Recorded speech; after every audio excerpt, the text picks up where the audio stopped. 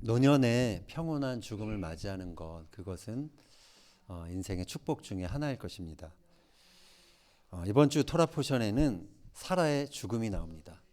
그리고 아브라함의 죽음도 나옵니다. 이들이 어떠한 죽음을 맞이했을까요? 평온한 죽음을 맞이했을까요? 죽음을 앞두고 후회와 아쉬움이 있지는 않았을까요? 사라의 죽음으로 시작되는 이 토라 포션의 제목은 사라의 죽음이 아니라 하예이 사라, 사라의 삶이라는 그런 타이틀이 붙었습니다. 아브라함과 사라가 과연 어떠한 삶을 살았을까요? 우리가 함께 살펴보며 은혜를 나누고자 합니다. 23장 1절 2절 같이 한번 더 읽겠습니다. 사라가 127세를 살았으니 이것이 곧 사라가 누린 햇수라. 사라가 가나안 땅 헤브론 곧 기럇 아르바에서 죽음에 아브라함이 들어가서 사라를 위하여 슬퍼하며 애통하다가. 사라가 죽은 그 나이가 나오죠. 127세를 일기로 그녀는 죽음을 맞이했습니다. 아브라함이 누구보다도 애통했을 것입니다. 평생 함께 하나님의 약속을 붙잡고 달려온 평생의 반려자, 평생의 동역자가 이제 자신보다 먼저 하늘나라에 간 것이죠.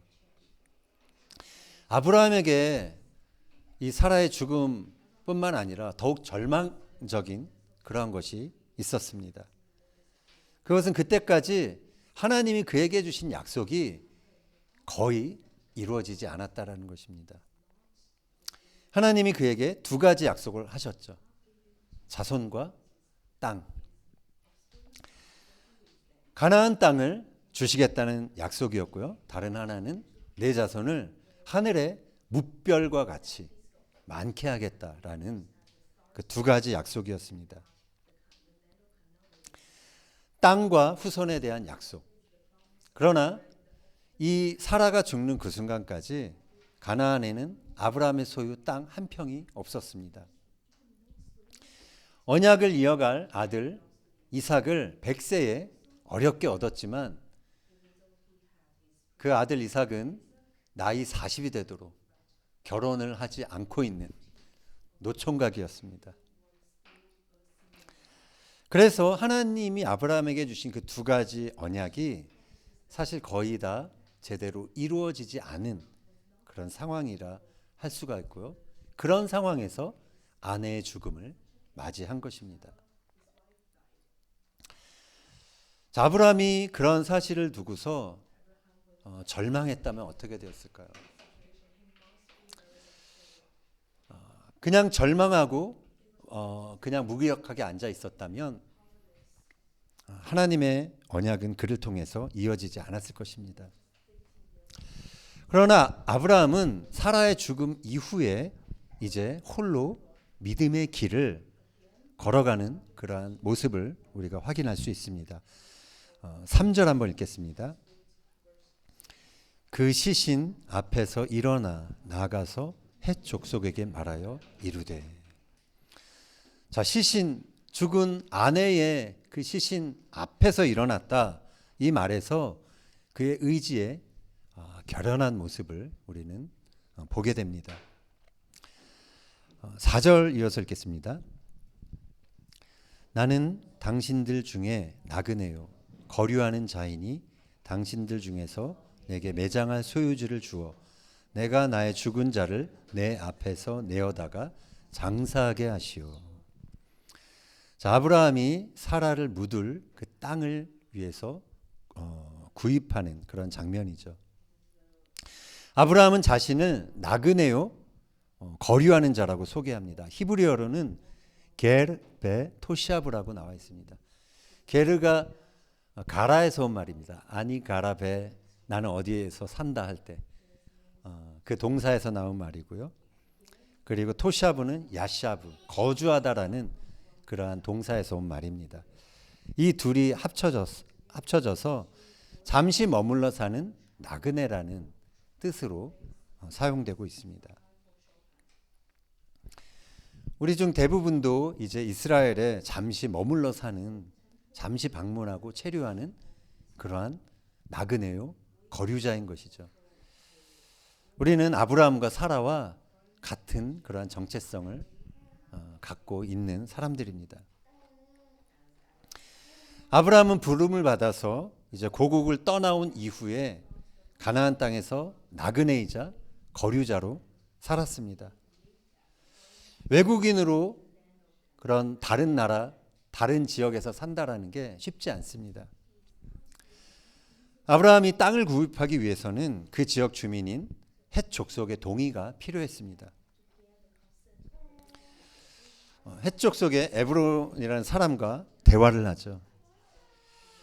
막벨라 굴을 원하는 아브라함에게 그는 그것을 그냥 주겠다라고 대답합니다. 언뜻 보기에 그게 호의처럼 느껴집니다. 그러나 그렇지 않습니다. 아브라함은 매장한 소유주를 내가 값을 치르고 사겠다라고 그렇게 답을 합니다. 그리고 나서 아브라함은 흥정도 하지 않습니다. 에브론이 그게 은 400세켈이 된다라고 얘기했을 때 그 값을 그냥 다 지불하고 그 땅을 구입을 합니다.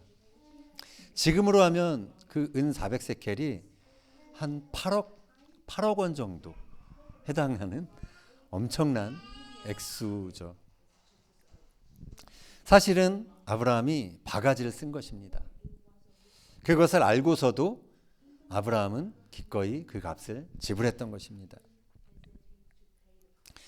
그래서 막벨라 굴과 그 지역의 밭은 아브라함이 구입한, 이 가나안 땅에서 구입한 최초의 땅이 되는 것입니다. 만약 아브라함이 그 땅을 공짜로 얻었다면 어떻게 되었을까요? 아마 사라까지는 장사를 지냈을 수 있을 것입니다. 그러나 그 이후로는 장담할 수 없죠. 그렇게 된다면 유대인들은 계속해서 정처 없이 떠돌아다니는 삶을 지속했을 것입니다. 그러나 우리가 아는 것처럼 이곳에는 아브라함 자신과 그의 자손들, 아내들, 이삭과 야곱, 그들의 아내까지 묻혔다는 사실을 우리는 알고 있습니다.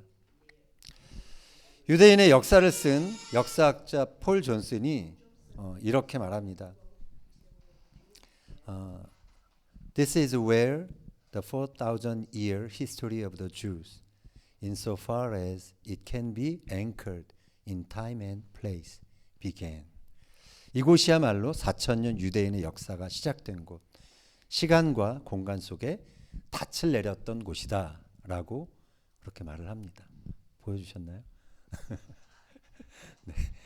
이게 좀 전에 몇몇 분들 갔었는데 헤브론이고요, 막벨라 굴입니다. 막벨라 굴이 저 사원의 지하에 있습니다. 이곳에 아브라함과 사라, 이삭과 리브가, 그리고 야곱과 레아가 묻혀 있죠. 이 땅에 살던, 이 땅은 많은 제국에 의해서 지배를 당했습니다. 그런데 그 제국의 사람들은 지금 흔적도 없이 다 사라졌습니다. 그러나 오직 유대인들만 이 땅에 돌아와 지금까지 살고 있는 것이죠. 존재하고 있는 것입니다. 그것이 왜 그럴까요? 이곳에 자신들의 아버지, 어머니, 조상이, 믿음의 조상이 묻혀 있기 때문에 그렇습니다. 유대인들에게 자신들의 아버지, 어머니인 아브라함과 사라가 묻혀 있다라는 그러한 것은 그들에게 돌아갈 본향이 있다라는 것을 알려주는 것입니다. 그래서 아브라함이 구입했던 이 막벨라 땅은 유대인들이 자신들이 죽더라도 그들의 본향을 향해 머리를 두고 싶은 그 사자성어로는 수구초심이죠. 수구초심을 일으키는 그러한 장소라는 것입니다. 그래서 유대인들은 이 무덤을 찾을 때마다 그들의 조상 아브라함에게 하신 하나님의 약속을 기억했을 것입니다. 그 약속이 성경에 기록되어 있기 때문에 유대인들은 이 약속의 땅에 언젠가 자신들도 가기를 원하고 있는 것이죠. 그래서 아브라함이 비싼 값으로 주고 산 이 막벨라 굴은 결국 하나님의 그 언약이 이루어지는 통로로 대대로 그렇게 기능을 했던 것입니다. 사라가 죽은 이후에 아브라함이 했던 또 한 가지 일이 있습니다. 그것은 아들 이삭의 배필을 찾는 것이었죠. 우리가 아까 얘기했던 것처럼 하나님께서 아브라함에 약속하셨던 것이 두 가지, 땅과 자손, 이 두 가지가 언약의 내용이었습니다. 우리가 지금까지 살펴봤던 막벨라 땅을 구입했던 것, 그것은 땅에 대한 언약을 이루는 시도가 되었습니다. 그리고 이제 아브라함이 이삭의 배필을 찾기 위해서 종을 보낸 것, 그것은 자손에 대한 언약을 이루는 그러한 시도가 되었습니다. 이처럼 언약은 하나님이 그냥 다 이루시도록 무작정 기다리는 것이 아닙니다. 사람의 액션이 따라야 하는 것, 그것이 언약의 한 요소인 것입니다. 창세기 24장 1절 2절 같이 보겠습니다. 아브라함이 나이가 많아 늙었고 여호와께서 그에게 범사의 복을 주셨더라. 아브라함이 자기 집 모든 소유를 맡은 늙은 종에게 이르되 청하건대 내 허벅지 밑에 내 손을 넣어라. 자, 이삭이 나이 40에 결혼했으니까 지금 이 장면에서 아브라함의 나이는 한 140이 조금 안 된 그런 때였습니다. 하나님은 아브라함에게 하늘의 뭇별과 같은 많은 자손을 주겠다라고 약속을 하셨습니다. 자, 그런데 이 언약이 이루어지려면 최소한 이 아들이 빨리 장가를 가서 아들을 낳아야 합니다. 근데 이삭은 주변에 아무 여자와 결혼할 수 없었죠. 주변에 있는 사람들이 다 가나안 족속이었기 때문에. 그래서 믿음의 여정을 함께 할 수 있는 그 며느리를 얻기 위해서 아브라함은 자신의 동족이 있는 그러한 하란으로 그 종을 보내게 됩니다. 지도 한번 잠깐 봐주실까요? 헤브론이 여기서 마므레에서 살고 있었고요. 여기서 종을 하란으로 떠나 보냅니다. 하란, 우리가 메소포타미아라고 성경에도 나오는데요. 메소포타미아가 히브리어로는 아람 나하라임이라고 표현이 되어 있습니다. 메소포타미아가 두 강 사이에서 생겨난 문명이죠. 지역입니다. 그래서 나하라임이 두 강이라는 뜻이죠. 쌍수. 말씀 한번 같이 읽겠습니다. 24장 10절 말씀. 이에 종이 그 주인의 낙타 중 10匹를 끌고 떠났는데 곧 그의 주인의 모든 좋은 것을 가지고 떠나 메소포타미아로 가서 나홀의 성에 이르러. 자, 아브라함은 이 신부 집에 보낼 예물을 준비합니다. 낙타 10필 그리고 은금 패물, 의복 등을 준비합니다. 이삭의 신부를 얻기 위해서 상당히 많은 것을 투자한 것이죠. 아브라함이 과연 어떠한 며느리를 맞이하기 원했을까요? 종의 기도를 통해서 어떠한 여인을 얻기를 원했다라는 것을 우리가 짐작해 볼 수 있습니다. 그 기도를 통해서 알 수 있는 첫 번째 기준은 헤세드의 사람입니다. 나그네를 환대하고 또 충성스럽게 일할 수 있는 여자였습니다. 그 종이 기도한 대로 리브가는 그가 끌고 온 낙타 10필에게도 물을 기꺼이 제공하는 그러한 여자였습니다.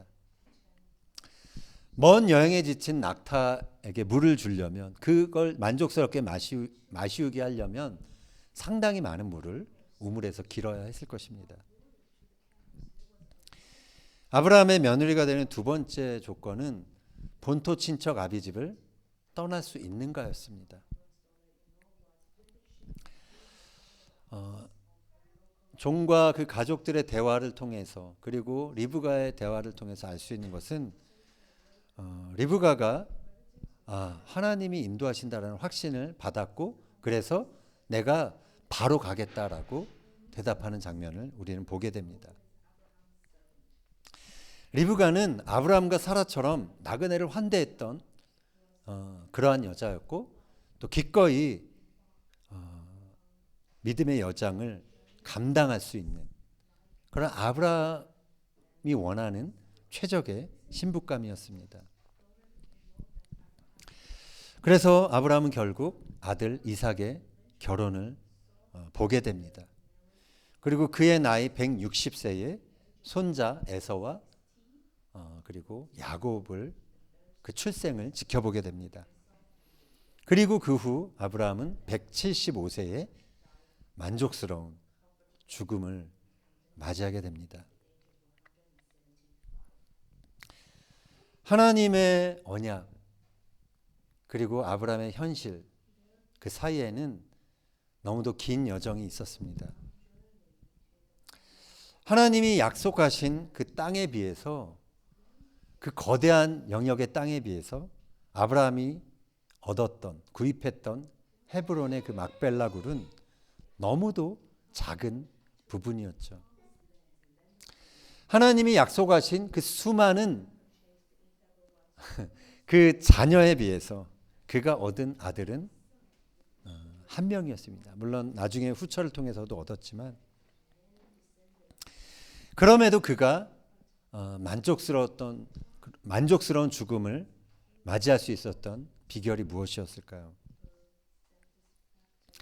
그것은 그가 언약의 성취를 다 본 것은 아니지만 그 언약의 씨앗이 계속해서 자라가고 이어지고 있는 것을 보았기 때문입니다. 아브라함이 받았던 큰 약속은 그의 작은 믿음의 시도들, 그것을 통해서 결국은 현실이 되었습니다. 아브라함은 정말 많은 민족들의 조상이 되죠.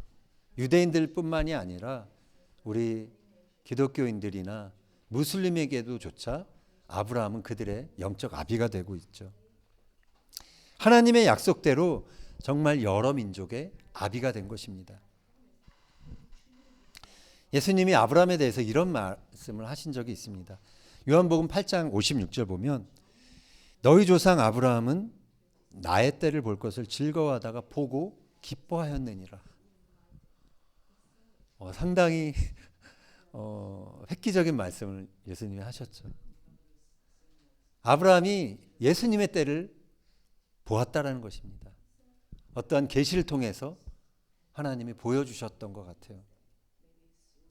그래서 아브라함은 그가 받았던 언약, 그것이 예수님을 통해서 어떻게 이루어졌는지를 보았던 것 같습니다. 그것이 그가 만족스럽게 숨을 거둔 가장 결정적인 이유가 아닐까라는 생각을 하게 됩니다.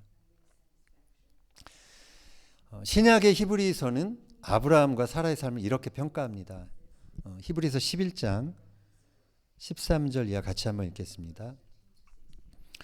이 사람들은 다 믿음을 따라 죽었으며 약속을 받지 못하였으되 그것들을 멀리서 보고 환영하며 또 땅에서는 외국인과 나그네임을 증언하였으니 그들이 이같이 말하는 것은 자기들이 본향 찾는 자임을 나타냄이라. 그들이 나온 바 본향을 생각하였더라면 돌아갈 기회가 있었으려니와 그들이 이제는 더 나은 본향을 사모하니 곧 하늘에 있는 것이라. 이러므로 하나님이 그들의 하나님이라 일컬음 받음을 부끄러워하지 아니하시고 그들을 위하여 한 성을 예비하셨느니라. 아멘. 아브라함은 하나님이 주시기로 한 그 약속의 땅에서 평생을 나그네로 살았습니다. 그 땅에서 자신을 위해 성을 쌓는 삶이 아니라 영원한 본향, 그것을 사모하면서 영원한 것을 위해 자신의 삶을 기꺼이 순종하고 허비하는 삶을 살았던 것입니다. 그의 본향은 땅에 있는 어떠한 도시가 아니었죠. 하늘에 있는 것이었습니다.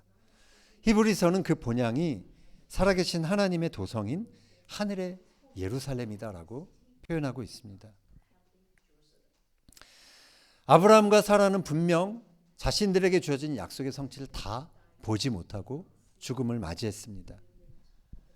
그러나 그들은 하나님께서 예비하신 하늘의 도성을 믿음의 눈으로 볼 수 있었던 것입니다. 우리도 그러한 바램들이 있죠. 장차 하나님 나라에서 이루어질 그것들을 우리도 소망하잖아요. 그들은 자신들이 궁극적으로 돌아갈 본향을 사모하며 그 영원한 본향을 위해 자신들의 모든 것을 이 땅에서 쏟아내는 그런 삶을 살았던 것입니다. 베드로 사도가 말합니다. 베드로전서 2장 11절 같이 읽겠습니다. 사랑하는 자들아, 거류민과 나그네 같은 너희를 권하노니 영혼을 거슬러 싸우는 육체의 정욕을 제어하라. 자, 성경 저자들이 공통적으로 말하는 것이 있습니다. 이 땅에서의 삶이 나그네와 거류민과 같다라는 것이죠. 이 세상의 삶은 잠시지만 믿음의 사람들이 가게 되는 본향은 영원하기 때문에 그렇습니다. 본향을 찾고 본향을 구하는 사람들의 특징이 있습니다. 그들은 갈 바를 알지 못하지만 계속해서 하나님이 부르시는 그 부르심을 따라 이동하는 삶을 삽니다. 그들은 이 땅에서는 나그네요, 거류자라는 정체성을 가지고 살아갑니다. 이 땅에서의 소유나 또 명예에 얽매이지 않습니다. 그리고 더 나은 본향에서 받게 될 그 하늘의 상급을 향해서 살아가게 됩니다. 그들은 이 땅에서 누리는 자신의 행복을 위해서가 아니라 언약의 성취를 위해서 살아갑니다. 그리고 죽을 때 그들은 그들이 성취하지 못한 여러 가지 일들 때문에 억울해하는 것이 아니라 그들이 지금까지 언약의 통로로서 하나님께 쓰임받았던 것, 그 한 가지 사실에 대해서 감사하면서 눈을 감을 수 있는 것입니다. 행복은 내가 바라던 모든 것을 얻었다고 해서 오는 것만은 아니라는 것을 우리는 알고 있습니다. 하나님이 약속해 주신 모든 것이 다 내 삶에서 이루어졌다고 해서 오는 것이 아닙니다. 행복은 내 자신이 하나님께 부름받은 일을 하다가 그것이 다음 세대로 계속해서 연결되고 이어지는 것을 볼 때 그때 느낄 수 있는 것입니다. 그래서 하나님의 부르심, 그 소명을 살다 간 사람들은 죽어도 살아있는 것처럼 여겨지는 것입니다. 이번 주 토라 포션의 제목이 사라의 죽음이 아니라 사라의 삶인 이유도 그 때문인 것 같아요. 믿음의 사람들의 인생의 여정은 죽음으로 끝나는 것이 아니라 영원으로 이어지기 때문에 그렇습니다. 이 영혼을 믿음의 눈으로 바라보는 사람들은 죽는 순간까지 하나님의 언약을 이루기 위한 시도들을 멈추지 않게 되는 것입니다. 히브리서 기자는 말합니다. 믿음은 바라는 것들의 실상이요 보지 않는 것들의 증거다라고 말합니다. 이 정의에 의하면 믿음은 우리가 바라는 것들이 실제화되는 것을 말합니다. 믿음은 보이지 않는 것들에 대한 확신이다라고 말할 수가 있습니다. 아브라함이 믿음으로 바랐던 것은 그의 당대에는 다 볼 수 있었던 것이 아니었습니다. 그러나 지금은 모든 것이 다 실체화되었습니다.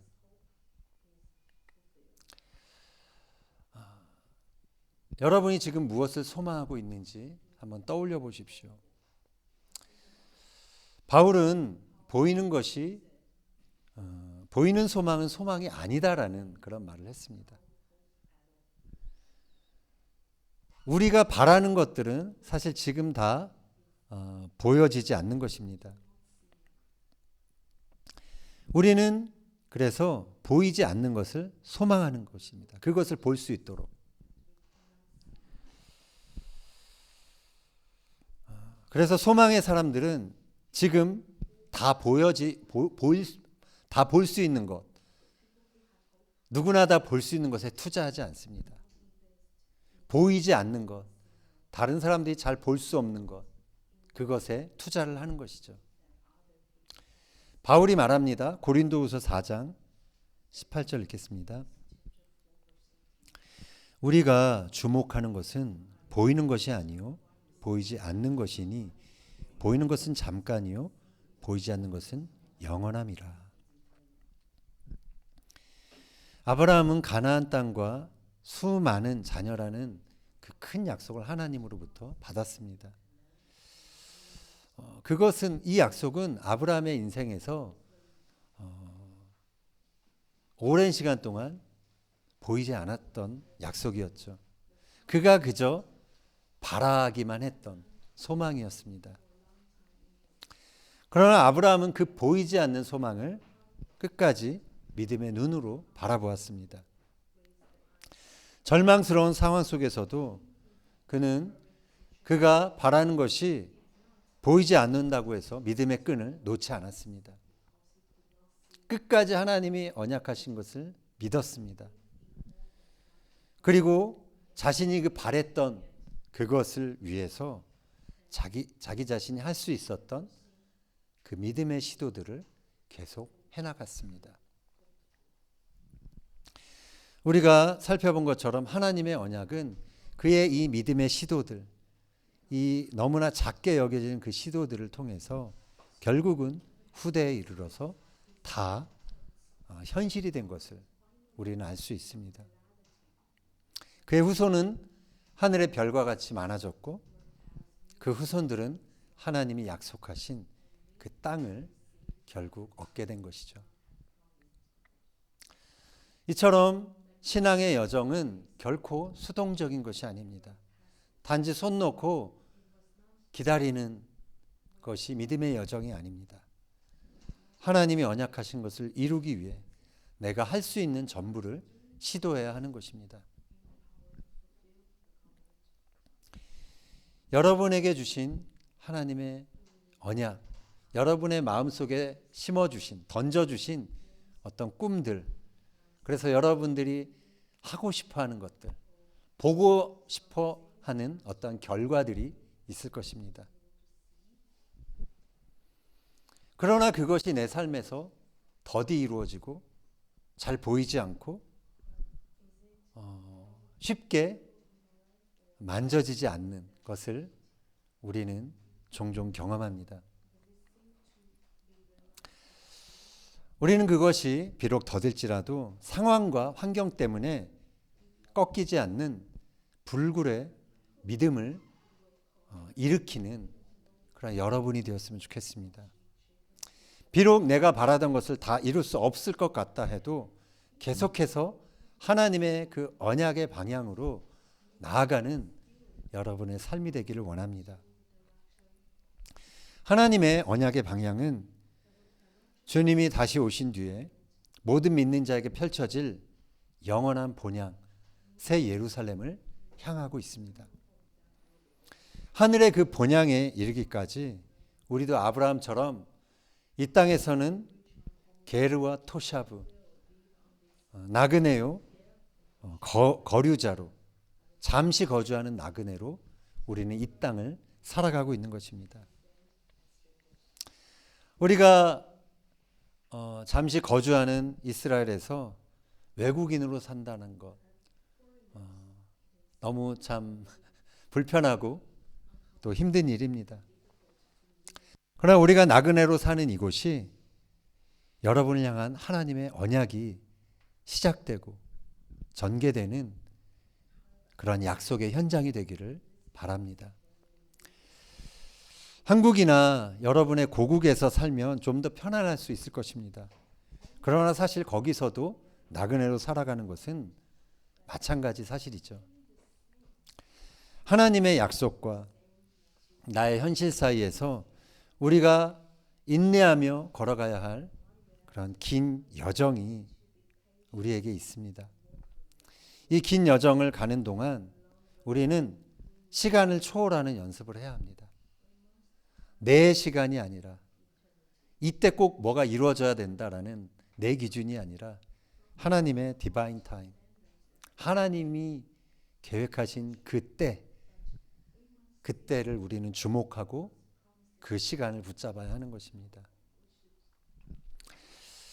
이 긴 여정을 가는 동안 우리는 또한 공간을, 지역을 초월하는 연습을 해야 합니다.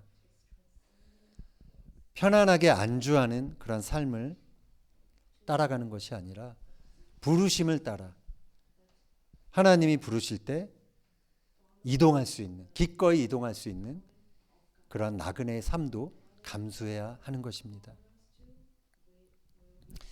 이렇게 한 걸음 한 걸음 하나님의 언약의 방향으로 나아갈 때 결국 그 약속이 이루어지는 날이 오게 되는 것입니다. 그래서 언약의 성취를 향한 우리의 여정은 끝나지 않았습니다. 바라기는 저와 여러분의 삶이 닿을 때까지 하나님께서 우리에게 주신 영원한 언약이, 그 언약을 우리도 이루기 위해서 우리가 할 수 있는 그런 작은 시도들을 멈추지 않는 저와 여러분이 되기를 예수님의 이름으로 축원합니다.